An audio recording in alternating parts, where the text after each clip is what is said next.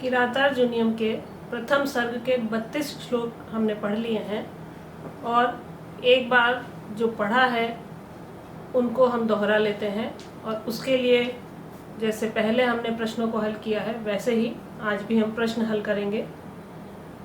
पहला प्रश्न है, द्रौपदी किस धृष्टता के लिए क्षमा याचना करती हुई युधिष्ठिर से कुछ कहने को बाध्य होती है? और इसका उत्तर है, स्त्री जाति की शालीनता को नष्ट कर देने वाली मनोव्यथाओं के कारण बिना मांगे परामर्श देने के लिए वो क्षमा याचना करती है।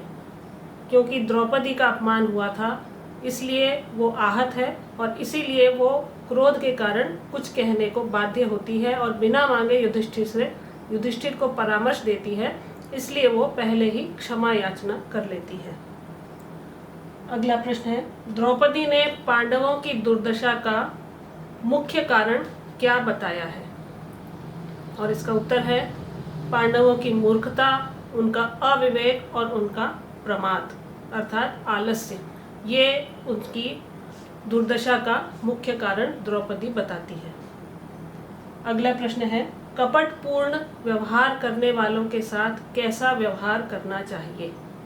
और इसका उत्तर है, जैसा सामने वाला करता है वैसा ही व्यवहार, अर्थात कपटपूर्ण व्यवहार करने वाले के साथ कपट का ही व्यवहार करना चाहिए। जैसा कि संस्कृत में उक्ति है, शठे शाठ्यम समाचरेत। अगला है, युधिष्ठिर को उपालंब देते हुए द्रौपदी उसके किस कृत्य की निंदा करती है? और युधिष्ठिर के जिस कृत्य की निंदा करती है द्रौपदी वो ये है कि पूर्वजों से प्राप्त राज्य लक्ष्मी को उन्होंने स्वयं शत्रुओं के हाथों में सौंप दिया। ये उसका निंदनीय कृत्य द्रौपदी बताती है। मनस्वी गर्हित मार्ग पर कौन स्थित है? मनस्वी गर्हित का अर्थ है वीरों द्वारा निंदित जो मार्ग है, अर्थात कायरों का जो मार्ग है उसे मनस्वी गर्हित कहा गया है और उस मार्ग पर स्थित होने वाला युधिष्ठिर है। अनुशासनम में प्रकृति प्रत्यय बताइए।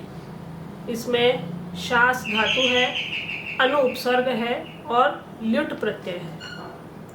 अगला प्रश्न है, आखंडल तुल्य धाम भी किसके लिए प्रयुक्त हुआ है? आखंडल कहते हैं इंद्र को, तो इंद्र के समान तेज वाला, और ये कौन है? युधिष्ठिर के जो पूर्वज हैं उनके लिए ये शब्द प्रयुक्त हुआ है।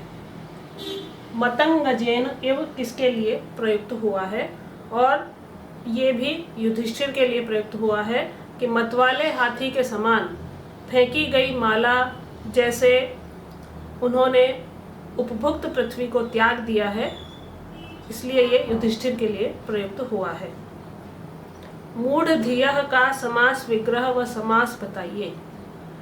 मूढ़ा धीहि येषां ते इति मूढ़ धिय, और इसमें बहुव्रीहि समास है। वंशस्थ छंद का लक्षण बताइए। हमने अभी तक जो श्लोक पढ़े हैं उनमें वंशस्थ छंद है। जो महाकाव्य है उसका लक्षण यही बताया गया है कि सर्गांत में लक्षण छंद परिवर्तन होना चाहिए। तो यहाँ अभी तक जो हमने श्लोक पढ़े हैं सभी में वंशस्थ छंद आया है और उसका लक्षण है जतौत वंशस्थ मुदीरितम जरो, और ये कंठस्थ भी करना है और इसके चिन्ह कैसे लगाए जाते हैं ये हमने इसके प्रथम श्लोक में पढ़ा था, उसका भी आपको अभ्यास करना है। अब 32 श्लोक हमने पढ़ लिए हैं, अब इसके बाद आगे का अध्ययन हम प्रारंभ करेंगे।